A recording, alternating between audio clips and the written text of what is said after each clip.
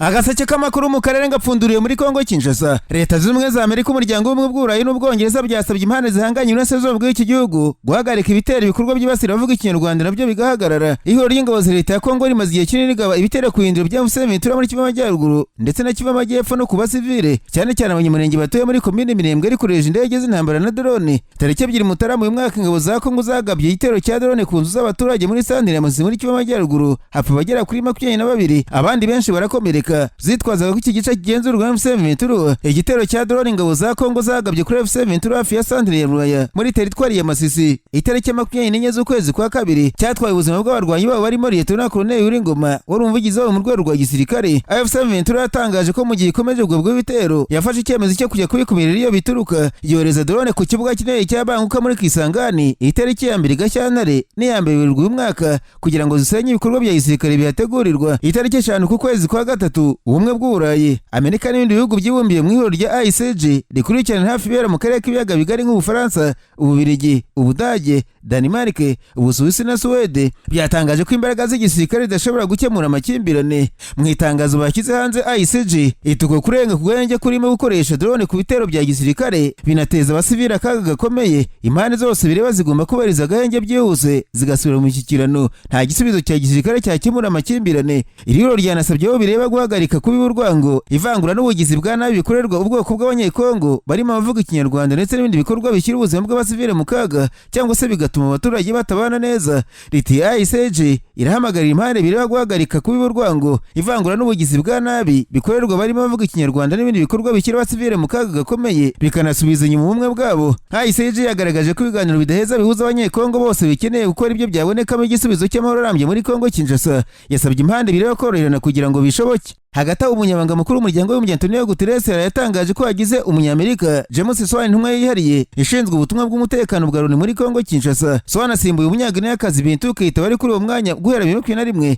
warangije manda ye. Guterres yashimye Keita ku kazi k'ingenzi yakoreye MONUSCO, akizwe kuri uyu mwanya mu gihe gikomeye w'ingabo za MONUSCO zikomeje kugabanya ibikorwa byazo mu gihe intambara ikomeje mu burasirazuba bwa Kongo hagati y'ingabo za leta n'inyeshyamba za M23 zirwanya ubutegetsi bwa Tshisekedi. Inyandiko ya Loni itangaza Swan kuri uwo mwanya ivuga ko ari umudiplomate w'inararibonye wakoze igihe kirekire mu bihugu byo muri Afurika agahangana n'ibibazo by'urusobe bya politiki n'iby'umutekano. Uretse Icyongereza avuga nk'ururimi kavukire, Swan avuga n'Igifaransa neza. Kuva muri Werurwe umwaka ushize yari intumwa yihariye y'umunyamabanga mukuru wa Loni muri Somalia, akaba n'umukuru w'ubutumwa bwa Loni muri Somalia, umwanya yari yarigeze kubaho mbere mu buryo bw'agateganyo guhera muri Gicurasi 2024. Mbere yaho nk'uko inyandiko ya Loni ikomeza bivuga, uyu mugabo yari yarayoboye ubutumwa bwa Loni muri Somalia icyo gihe bwitwaga UNSOM kuva 2019 kugeza 2022. Yanakoze muri leta Amerika mu gihe cy'imyaka 32 mu bikorwa byinshi birimo no gukorera muri Kongo Kinshasa nka ambasaderi wa Amerika muri Kongo 2013 kugeza 2016, uwungirije ambasaderi 2001 kugeza 2004, hamwe n'ushinzwe Kongo Kinshasa muri leta ya Amerika muri 1996 kugeza 98.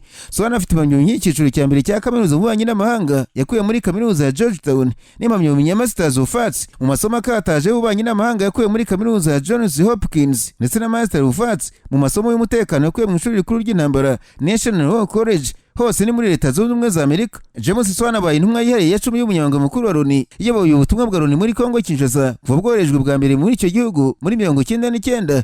Icyo gihe bwitwaga MONUC buza guhindurirwa izina 2010 bwitwa MONUSCO.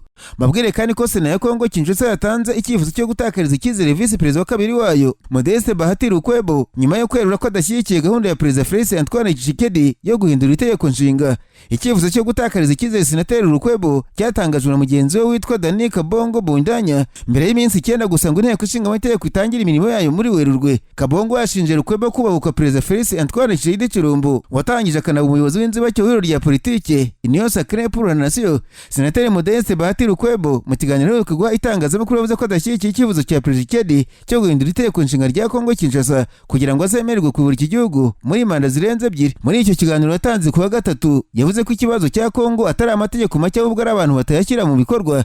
Ashimangira ko impaka zikomeje kuvuka mu guhindura itegeko nshinga zitarizo. Yunzemo ko kujya impaka kuri iriya ngingo hakwibandwa ku bibazo by'abanyekongo. Senateri Kabongo avuze ko bitewe n'inshingano za Bahati Lukwebo afite muri biro ya Sena no muri Presidium y'ihuriro Union Sacrée yagombye kubanza kugisha inama Perezida Tshisekedi mbere yo gutangaza amagambo nk'ayo yavuze ku mugaragaro.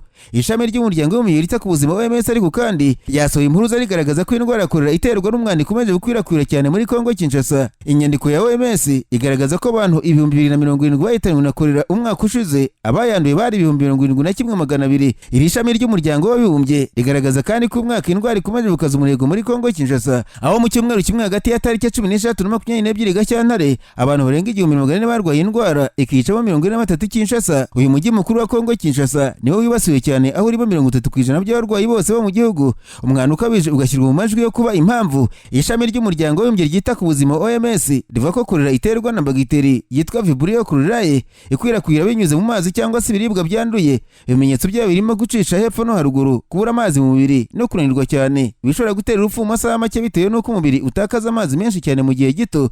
Ikigo nyafurika gishinzwe kurwanya no gukurikirana indwara Africa CDC kivuga ko abantu barenga 300,000 ku mugabane wa Afurika bandura kolera mu mwaka umwe, ahanini bitewe no kubura amazi meza ndetse n'umwanda ukabije wibasira bari mu bice by'intambara. Nararanganije amazi ibinyamakuru byandikirwa muri Uganda. Abanyamakuru bakiza amakaramu ku mpapuro barandika. Manitsiko Minisitiri w'Ubwikorezi n'ibikorwa remezo muri Uganda General Edward Katumba Wamala yashimangiye ko Uganda gishishikajwe no kubaka imihanda ihuza na Kongo Kinshasa mu rwego rwo koroshya ubuhahirane hagati y'ibihugu, kabone n'ubwo Kampala inengo ko imihanda yayo itari nyabagendwa. Ikinyamakuru Daily Monitor cyavuze ko Minisitiri Katumba Wamala avuga ko iri shoramari ry'ubuhahirane ari ryo Uganda yitezeho kuzakuraho amafaranga yo kubaka imihanda yo mu gihugu imbere, ariko ikihutirwa akaba ari ukubaka imihanda ya Kongo. Yashimangira kuri shoramari bakora ryo kubakira imihanda Kongo Kinshasa rizatanga umusaruro. General Katumba Wamala agaragaza ko mbere y'uko bayubaka ubucuruzi hagati y'ibihugu byombi byari mu madolari miliyoni 500 birenga. Ati ubwo imihanda itaruzura neza ubucuruzi bwacu burabarirwa muri za miliyoni z'amadolari. Ati ubwo se abanenga ko twubaka imihanda iduhuza na Kongo Kinshasa murumva bafite ishingiro? Niko yibaza. Uganda ifite gahunda yo kubaka imihanda ihuza n'intara Nord Kivu irimo nka Mpondwe, Kasindi, Beni Butembo ndetse n'umuhanda Bunagana Rucurugoma, izaba ifite ibirometero 223 birengaho gato, kandi ikazaba yubakishije kaburimbo, ikazashora miliyari 1,200 z'amashiringi ya Uganda. Nubwo bimeze gutya ariko kandi mu ntara y'Ituri abayobozi ba teritwari ya Mahagi bahisemo gukaza umurego mu kugenzura urujya n'uruza rw'ingabo z'amahanga ku mpaka na Uganda, aho umuyobozi w'iyi teritwari Colonel Jacques Disano Ararua yangiye ku mugaragaro ingabo za Uganda n'ibikoresho byazo kwinjira muri kariya gace zinyuze ku mipaka ya Anzinda ndetse na Karombo. Amabwiriza yashyizwe ahagaragara tariki 9 Werurwe yerekana ko imipaka ibiri irebwa n'iki cyemezo, umupaka wa Anzinda ndetse na Karombo.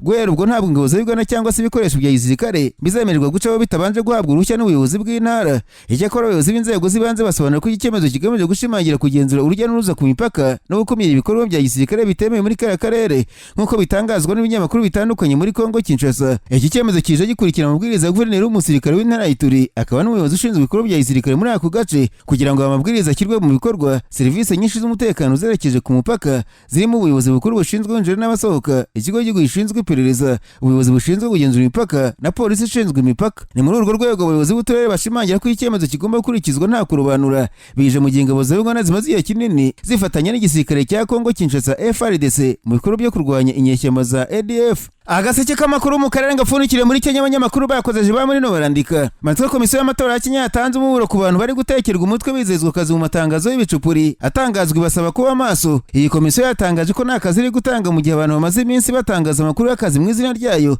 n'abava ko ishaka abakozi bazifashishwa mu matora ari umwaka utaha. Komisiyo y'amatora ya Kenya irutse gutangaza ikiraka cy'ukwezi kumwe ku bantu nibura barenga 12,000 bandika abantu bazatora. Hagati ari ku biro bya perezida w'iriya muto byatunzwe urutoki ko bikoresha umurengero w'amafaranga kurusha ibihugu bikize ku isi birimo nka Amerika, Ubufaransa ndetse n'ibyo muri Afurika nka Nigeria.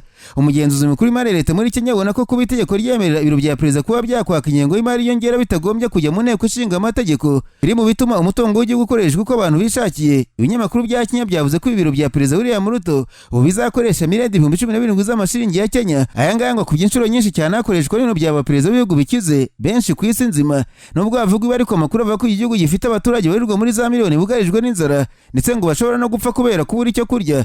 Naho igisirikare cya Sudani y'Epfo cyatangaje ko cyateye muri yombi abasirikare bacyo bakekwaho kwica abasivile 16 mu gace ka Ayod County ni muri leta ya Jonglei iri mu majyaruguru y'Uburasirazuba bw'iki gihugu. Umuvugizi w'ingabo za Sudani y'Epfo Major General Ruai Kwang yavuze ko bakoze iryo bara bagomba kubihanirwa uko byagenda kose. Ni ubwicanyi bwamaganwe cyane n'abasenyeri ba Kiliziya Gatolika. Uyu muvugizi w'abasirikare ati tubabajwe n'ababuze ubuzima bukeya ko babwambuye na bamwe mu basirikare, ntabwo twanganira bene ibi bikorwa, twafashe ingamba zihuse abakekwa bataye muri yombi, ikindi bazakurikiranwa mu nkiko ku byaha ibyaha bakekwaho yavuze ko mu batawe muri yombi barimo abasirikare babiri bo ku rwego rwa ofisiye n'abandi basirikare bato benshi bikekwa ko bagize uruhare muri ubwo bwicanyi. Yavuze ko abo basirikare bazahanwa bikomeye bishingiye ku byaha bikekwa ko bakoze. Icyakora yavuze ko byatumye abaturage bicwa bitaramenyekana neza. Abo baturage 16 bivuga ko bicwe tariki ya 21 Gashyantare, bivuga kandi ko barimo n'abagore n'abana. Sudani y'Epfo yakunze kurangwa n'umutekano muke kuva yakwiyomora kuri Sudani ya Ruguru 2011.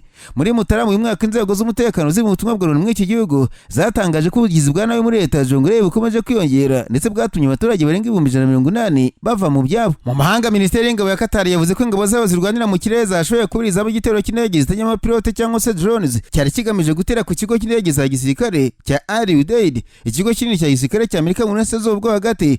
Ibi bitangaje nyuma y'uko leta ya Qatar imbere yaho yari yohereje ubutumwa bw'umutekano kuri telefone zigendanwa zo muri icyo gihugu, ikaburira abaturage kwirinda bakava mu madirishya ndetse n'ahantu harangaye. Hanyuma kandi Hezbollah yaburiye abanyayisiraheli kuva mu mijyi iri mu birometero 5 uvuye ku mupaka na Libani. Uyu mutwe wo muri Libani waburiye ibi mu gitondo cyo kuwa gatanu mu butumwa bwo ku rubuga nkoranyambaga rwa Telegram bwo mu rurimi rw'Igiheburayo nk'uko bitangazwa n'inyamakuru Reuters. Hezbollah yavuze ubushotoranyi bw'igisirikare cyane ku busugire bwa Libani no ku mutekano w'abaturage, isenywa ry'ibikorwa remezo bya gisivili hamwe n'igikorwa cyo kwirukana igisirikare cyanyu kirimo gukora ntabwo bizagenda ntacyo bikozweho cyangwa se nta ngaruka. Igisirikare cya Israel cyatangira ukurikirana rw'ibitero kuri Libani ku mugoroba wo kuwa kane nyuma yo gusaba abantu mu bice byo mu nkengero y'amajyepfo ya Beirut kuhava. Ibyo bice bikaba ari indiri ya Hezbollah. Mbere gato ariko igisirikare cya Israel cyanavuze ko cyatangira ukurikirana rw'ibitero byagutse ku bikorwa remezo by'ubutegetsi bw'iterabwoba bwa Iran Tehran. Mabwire kandi ko Amerika na Venezuela byemenejwe kongera gushyiraho umubano wa diplomasi no urwego rwa ambasade hagati y'ibihugu byombi. Mu itangazo yasohoye Minisiteri y'Abanyamahanga ya Amerika yavuze ko impande zombi zizafatanya mu guteza imbere umutekano, kuzahura ubukungu no guteza imbere ubwiyunge bwa politiki. Nubwo umubano wa diplomasi hagati y'ibihugu byombi watangiye kugenda neza mbere kuva ingabo za Amerika zifashe perezida wa Venezuela Nicolas Maduro muri Mutarama mu gitero gitunguranye. Itangazo ku mugaragaro ry'umubano w'ibihugu byombi rifatwa nk'ikimenyetso cy'intambwe ikomeye cyane. Perezida Trump yategetse ingabo gufata Maduro n'umugore we babajyana mu rukiko rwa Manhattan muri Amerika kugira ngo buranishwe ibyaha bijyanye n'intwaro n'ibiyobyabwenge, ibyaha bo bahakana. Ambasade ya Amerika mu murwa mukuru Caracas wa Venezuela yari yarafunzwe 2019 yamaze kongera gufungura, kandi Washington yamaze no kohereza umudiplomate mushya muri Venezuela. Kuwa kane leta ya Venezuela yatangaje ko yiteguye gutangira icyiciro gishya cy'ibiganiro byubaka bishingiye ku kubahana hagati y'impande zombi. Yavuze ko umubano ugomba gutuma haba ibyishimo byo mu mibereho n'ubukungu bw'abaturage ba Venezuela, ariko itangazo ryaturitse Caracas ntiryigeze rivuga ku bijyanye n'inzibacyuho cyangwa se amatora mu gihe kiri imbere, bitandukanye n'itangazo rya Minisiteri y'Ububanyi n'Amahanga ya Amerika. Amerika yashinje Maduro witezwe kuburanishwa uku kwezi muri Amerika n'abandi mu bagize leta yo kuyobora umuryango w'abagizi ba nabi ukora ibikorwa birimo ubucuruzi bw'amabuye y'agaciro butemewe no gucuruza ibiyobyabwenge. Abantu banyuranye babwiye ikinyamakuru BBC ko abadiplomate b'inyongera baturutse kuri ambasade ya Amerika i Bogota muri Colombia bazimurirwa i Caracas vuba. Ibi bizatuma abategetsi bashobora kugirana ibiganiro imbonankubone no gutanga serivisi zo kuri ambasade mu buryo bworoshye kurushaho. Minisiteri y'Ububanyi n'Amahanga ya Amerika yavuze ko imikorere yayo yibanda ku gufasha abaturage ba Venezuela gutera imbere binyuze mu buryo buri mu byiciro bugamije gushyiraho ibisabwa kugira ngo habeho inzibacyuho mu mahoro igana kuri leta itorwa mu buryo bwa demokarasi. Nyuma yo gusura Venezuela, Minisitiri w'ubutegetsi bw'igihugu wa Amerika Doug Burgum yabwiye abanyamakuru ku kibuga cy'indege i Caracas kuwa kane mbere yo gusubira muri Amerika ko gutera Venezuela mbere ya Iran byari icyemezo cyiza cyane. Amerika na Israel byatangije igikorwa cya gisirikare kuri Iran mu mpera z'ukwezi kwa kabiri, aho umutegetsi w'ikirenga wa Iran Ayatollah Ali Khamenei yishwe mu gitero cya mbere cy'ibisasu. Burgum uyobora inama y'igihugu ya Perezida Trump ishinzwe guteza imbere ingufu National Energy Dominance Council kuwa kane yongeyeho ko icyo gikorwa kizafasha mu gutuma ibiva muri peteroli bizatemba bijya muri Amerika. Kuviga ibitero bya gisirikare kuri Venezuela no gufata Maduro, Amerika yagiranye na Venezuela amasezerano mashya y'ibikomoka kuri peteroli.